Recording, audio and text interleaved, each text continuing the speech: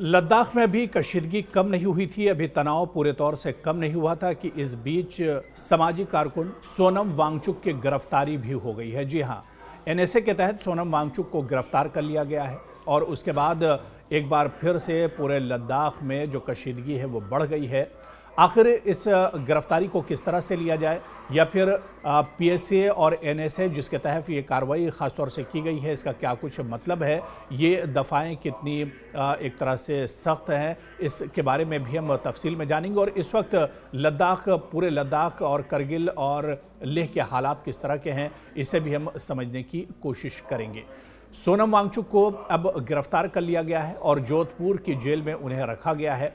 लेकिन हैरत की बात यह है कि पीएसए के तहत गिरफ्तारी की सोनम वांगचुक ने जिस तरह से पेशगोई की थी और उन्होंने कहा था कि सरकार मुझे गिरफ्तार करके पीएसए लगाना चाह रही है, लेकिन सोनम वांगचुक की गिरफ्तारी एनएसए के तहत हुई है। क्या वाकई हुकूमत अपने आप को गैर महफूज महसूस कर रही है कि पुरअमन एहतजाज से डरने लगी है? एनएसए और पीएसए में आखिर फ़र्क क्या है और लेह में आखिर क्या कुछ हो रहा है, इस वीडियो में हम यही समझने की कोशिश करेंगे। सोनम वांगचुक दरअसल एक नाम, एक मिशन और एक तहरीक है। तालीम, माहौलियात और लेह की खुद मुख्तारी के लिए लड़ने वाला ये शख्स बैनुल-अक़वामी सतह पर जाना जाता है। फिल्म 3 इडियट्स का किरदार फोंसुक वांगडू इन्हीं से दरअसल मुतासिर था, लेकिन अब वही शख्स हुकूमत की नज़र में एक सिक्योरिटी थ्रेट बन गया है, क्योंकि वो लेह के लिए आईनी तहफ़्फ़ुज़ मांग रहे थे। जम्मू कश्मीर की दरअसल तकसीम के बाद लद्दाख एक अलग यूनियन टेरिटरी बन गया, लेकिन मकामी लोगों के मुताबिक उनकी ज़मीन और रोज़गार और शनाख्त के हुकूक ख़तरे में है। इसीलिए लेह के लोग छठे शेड्यूल और कानूनी तहफ़्फ़ुज़ात का मुतालबा कर रहे हैं। इसी तहरीक की क़यादत कर रहे थे सोनम वांगचुक। उन्होंने पिछले हफ्ते खदशा जाहिर किया था कि लग सकता है कि पीएसए उन पर लग सकता है, हुकूमत उन्हें गिरफ्तार कर सकती है और पीएसए के तहत उन्हें जेल में डाला जा सकता है। लेकिन हुकूमत ने इससे भी सख्त कानून यानी एनएसए के तहत उन पर कार्रवाई की है। दरअसल पीएसए और एनएसए ये होता क्या कुछ है, इसे भी हम समझने की कोशिश करेंगे। पीएसए दरअसल पब्लिक सेफ्टी एक्ट को कहा जाता है, जो सिर्फ जम्मू कश्मीर में ही नाफिज होता है। बगैर किसी ट्रायल के 2 साल तक इसमें हिरासत में रखा जा सकता है और अमन आमा को जब ख़तरा होता है उस वक्त पीएसए लगाया जाता है। दूसरी तरफ अगर एनएसए यानी नेशनल सिक्योरिटी एक्ट की बात करें तो ये पूरे मुल्क में लागू होता है और ये पूरे मुल्क में एक तरह से लगाया जा सकता है। किसी को भी बगैर अदालती कार्रवाई के 12 माह तक कैद में रखा जा सकता है और पुलिस को सिर्फ शुबे की बुनियाद पर इसके तहत कार्रवाई कर सकती है और इसमें अपील का हक भी एक तरह से महदूद होता है। तो जाहिर सी बात है कि एनएसए और पीएसए से ज़्यादा सख्त और मुबहम और ख़तरनाक कानून है।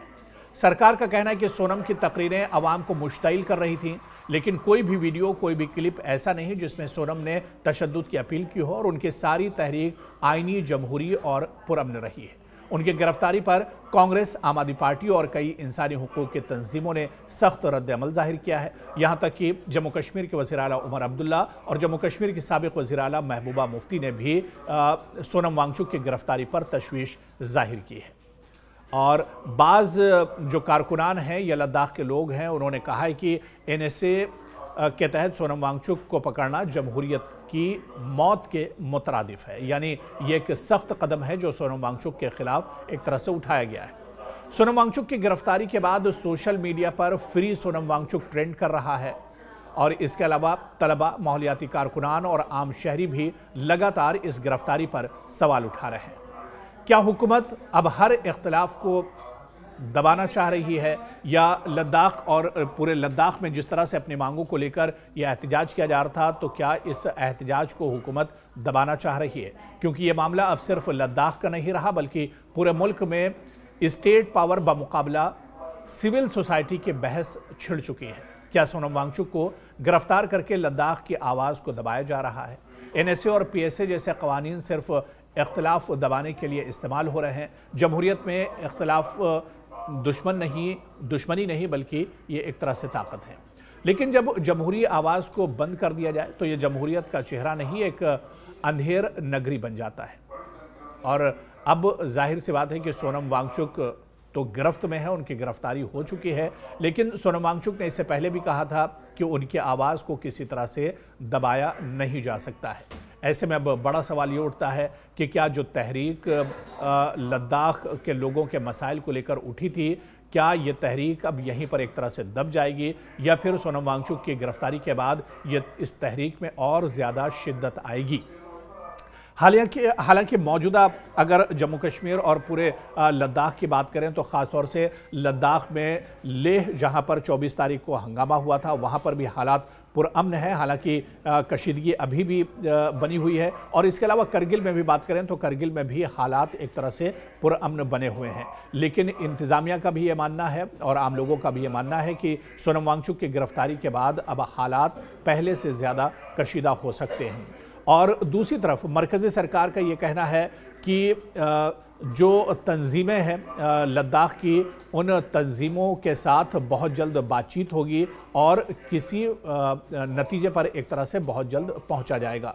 लेकिन सवाल ये उठता है कि सोनम वांगचुक इस पूरे मुद्दे को पूरे ज़ोर शोर के साथ, पूरी शिद्दत के साथ उठा रहे थे और भूख हड़ताल भी वो लगातार जो मुद्दे थे, चाहे स्टेटहुड का मुद्दा हो और इसके अलावा छठे शेड्यूल का मामला हो या फिर नौकरियों का मामला हो और इसके अलावा अपनी शनाख्त बचाने का मामला हो, इन्हीं तमाम इश्यूज़ को लेकर सोनम वांगचुक लगातार एहतजाज कर रहे थे और भूख हड़ताल कर रहे थे। लेकिन सोनम वांगचुक की इस गिरफ्तारी पर भी अब सवाल लगातार उठ रहे हैं और सवाल इस वजह से भी उठ रहे हैं क्योंकि इंतज़ामिया का भी ये कुछ जो माहिरीन हैं और एक्सपर्ट्स हैं उनका मानना है कि लेह में जिस तरह के पिछले दिनों हालात बने, पुरतशद्दुद जो एहतजाज हुए, उसके पीछे क्या इंतज़ामिया का भी हाथ है, क्या सरकार भी ये चाह रही थी कि इस एहतजाज के बाद सोनम वांगचुक को गिरफ्तार किया जाए ताकि इस तहरीक को एक तरह से तोड़ा जा सकता है और इस तहरीक को बीच में ही एक तरह से ख़त्म किया जा सकता है। तो अब जब सोनम वांगचुक की गिरफ्तारी हो चुकी है, उन पर NSA लगाया गया है, ऐसे में क्या ये तहरीक यहीं पर थम जाएगी या फिर जो लोग और जो तंजीमें इस पूरे मामले को लेकर सरगर्म थी वो एक बार फिर से इस पूरे मामले को पूरी शिद्दत के साथ उठाते रहेंगे और आने वाले दिनों में क्या मरकज़ी सरकार इससे सबक लेगी और आने वाले दिनों में लद्दाख के लोगों की जो मांग है, क्या उस मांग पर एक तरह से फोकस किया जाएगा और इन मांगों को एक तरह से मरकज़ी सरकार आने वाले दिनों में पूरा करेगी, ये देखना भी अहम होगा। और क्या लेह के लोगों के जो दैरीना मसाइल हैं या जो दैरीना मांगे और ख़ासतौर से स्टेटहुड का मुद्दा या छठे शेड्यूल का जो मामला है, क्या इस पर मरकज़ी सरकार देने के लिए तैयार होगी? क्योंकि पिछले कई सालों से, जब से साल 2019 में रियासत का दर्जा छीनकर यूनियन टेरिटरी लद्दाख को बनाया गया था, उसके बाद से ही ये पूरा मामला एक तरह से उठाया जा रहा है और इसे लेकर हंगामा और एहतजाज किया जा रहा है। लेकिन अब क्योंकि हंगामा बहुत ज़्यादा बढ़ चुका है, क्या इस हंगामे के बाद, सोनम वांगचुक की गिरफ्तारी के बाद, क्या मरकज़ी सरकार अब कोई बड़ा फैसला लद्दाख को लेकर लेने जा रही है, ये देखना भी अहम होगा।